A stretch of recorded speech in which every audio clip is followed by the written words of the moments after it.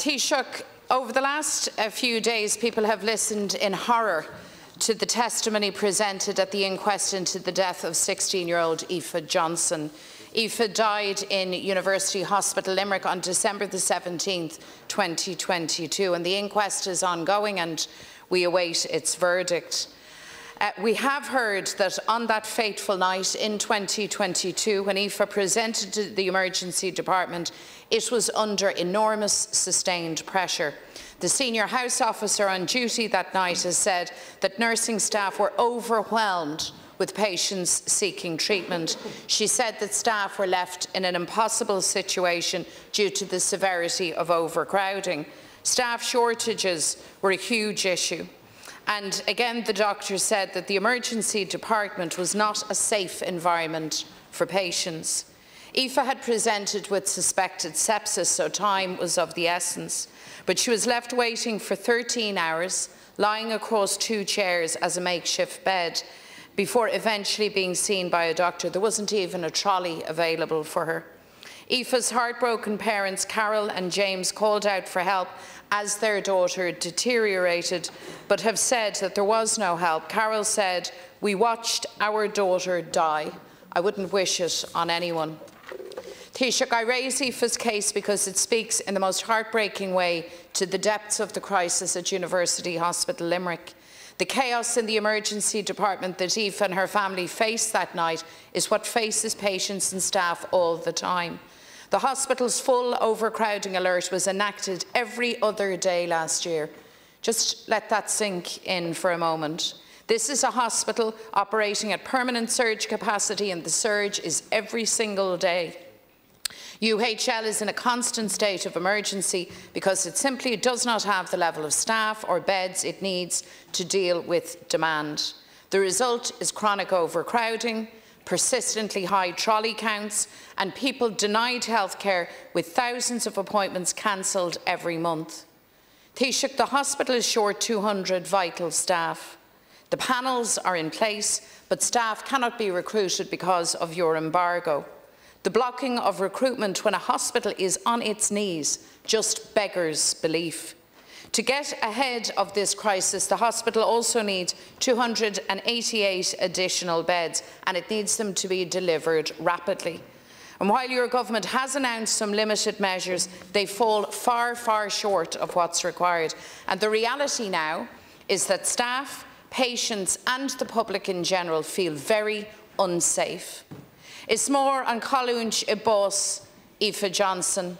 Thug sé léargas na fear contourtí a winnan le rofló dú an ospedéal na Hullscoile Limnach. Tá fear ahrú tastal a wincher an van iarthar Madger le Cuaram Sláinte. Taoiseach, this cannot go on. The people of Limerick and the Midwest are at the end of their tether with the constant crisis in their hospital. They're screaming out for action, and they believe government is not listening. They want government to effectively address the crisis with speed and with purpose. So here's what you must do, Taoiseach. Firstly, end your dangerous recruitment embargo so that University Hospital Limerick has the staff it needs to meet demand. Secondly, deliver the additional beds the hospital needs with urgency to tackle overcrowding. And thirdly, and importantly, invest ambitiously in local out-of-hours community health services to relieve pressure on the emergency department. These 3 steps would transform the situation. Taoiseach, will you take them? Taoiseach, please. Gurmagat Ceann Comhairle, Gurmagat Iachta, and thank you for raising this very important issue. May I join with the Ceann Comhairle and Deputy McDonald in welcoming Speaker Poots to Dáil Éireann. It's great to have you here, and I know everybody in this House looks forward to working with you and colleagues and counterparts in the Northern Ireland Assembly and the Northern Ireland Executive. I want to thank Deputy McDonald for raising this extremely important issue. As she alluded to, I'm very conscious that the inquest is going on in relation to the death of Aoife Johnson, and I, like her, don't wish to say anything to cut across that process. I think we'll certainly all have a lot to say when that process concludes. But let me, at the outset, express my deepest sympathies, and I know the sympathies of everyone in this House, to the family of Aoife Johnson. I can't imagine their pain, their grief, their loss, in terms of the loss of a daughter the loss of a sister, and the pain they're living with every day. As I've said, the inquest is going on, so I will refrain from commenting on that.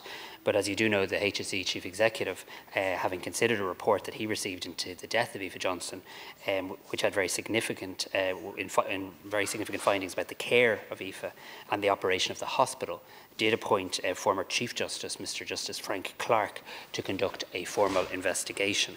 The outcome of that investigation, I think, is going to be very important. I'm sure we can all agree on that, in terms of informing any further decisions that need to be made. And in instigating this investigation, the HSE CEO quite rightly apologised unreservedly to Aoife's family and moved to assure them that any issues raised will be investigated thoroughly, fully and without fear or favour. I want to add my voice to those sentiments. I understand the HSE expects that report from Justice Clark by the end of May, but of course it's important that he has sufficient time to fully complete that work and to deliver a good and robust report. Look, I fully accept there's a very serious situation in the University Hospital Limerick. It would be simply not credible to suggest anything to the contrary. But I do need to say that against a backdrop of, I think, legitimate questions that do need to be asked in terms of the level of investment that has been made in that hospital. Because let's look at a number of facts. So staffing at the hospital has grown by over 1,100 since the end of December 2019. So over 2,800 staff to now over 3,900 staff as of the end of February. This is a 42% increase in staffing levels in the hospital. It includes very specifically 161 more doctors, 49 more hospital consultants, 433 more nurses and midwives, and 116 more health and social care professionals. University Hospital Limerick now has more emergency department consultants than any other emergency department in Ireland. And we have seen, and I want to pick up a point, a valid point you've raised, and I've heard you say it a few times, and I've raised it with the HSE as recently as today, because you talk about the safe staffing levels and you talk about the nurse numbers required in the hospital. I've been told very categorically in black and white here that the extension of safe staffing to EDs, to general and to specialised medical and surgical settings is fully funded. So I absolutely expect the delivery of the safe staffing levels to EDs, to general and specialised medical and surgical settings in Limerick and indeed in all hospitals. I'm going to pursue that on the basis of the issue you've raised, and I'll come back to you. I've also seen that the budget for the hospital is now €382 million. It's a 44% increase in 5 years. And actually, there is no other hospital in the country that has seen that level of increase. So the recently published hospital activity report, which gives an overview of the change in expenditure at hospital levels, places UHL at the top, and total expenditure in Limerick has more than doubled. It is the largest increase in expenditure over the period. Now, specifically to the three issues that you've raised, all of which are sensible issues. In relation to the embargo, I mean, we do live in a country and within a health budget that does see capacity for 2,200 net additional posts within the health service this year. We can debate around recruitment, but there is funding for 2,200 additional posts. There will be more nurses, more doctors, more therapists, more people working on the front line of health care at the end of this year than the start of this year. And I have been very clear in relation to safe staffing levels and the fact that they are fully funded in the settings that I've outlined. So I'll come back specifically in relation to your view on the impact of recruitment on the staffing levels in that hospital. Secondly, in relation to beds, and you did acknowledge that we have worked to increase bed capacity whilst saying we need to go much faster and much further. We have already had 150 new beds open in the University Limerick Hospital Group since January 2020. 98 of them are at the hospital. Work has commenced on a 96-bed ward block at the hospital in Limerick. And there's been a number of other interim measures, which perhaps I can come back to in a moment, that have been taken in recent weeks. Thank you. Taoiseach Limerick McDonald. So, Taoiseach, you say you're listening, but clearly you're not. So, if everything were as rosy as you portray, well then how is it that University Hospital Limerick consistently has the highest trolley count?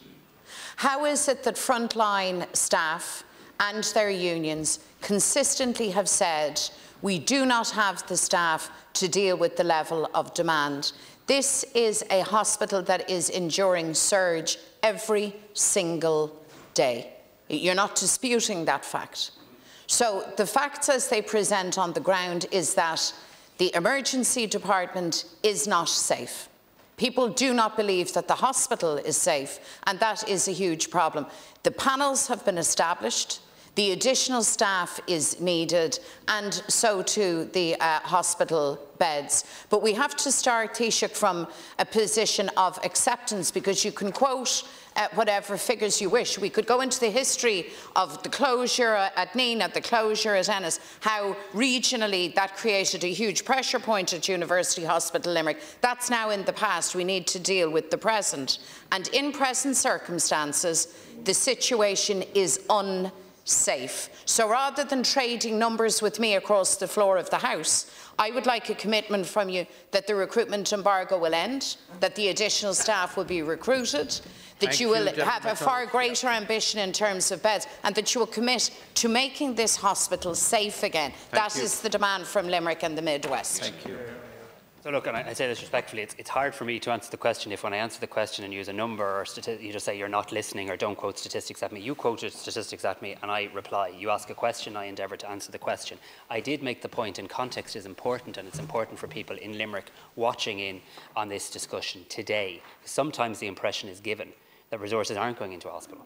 This is a hospital that has more emergency department consultants than any other emergency department in Ireland. And so that has to be acknowledged, but we have to have an honest debate. It's a hospital that has seen a greater increase in staffing levels than many other hospitals. It is a hospital that has seen a massive increase in budget as well. And you've acknowledged we are taking more measures around beds and bed capacity too. There have been a number... Well, hang on a sec. There's many people in that hospital every single day, and many incredible people working in that hospital every day getting very good treatment. And you and I acknowledge that. There have been... I don't know, please. Sorry, I'm trying to be helpful, There have been a number of very difficult issues, one of which is before an inquest, which neither you or I wish to cut across at this point, but we'll both have plenty to say appropriately when that ends. I am telling you this, though, there's a need to do a lot more in Limerick. I accept that. I'm telling you that I'm specifically following up on the safe staffing levels for Limerick, because that is funded. And the Minister for Health very recently did outline a number of additional measures he intends to take in the here and now to increase capacity.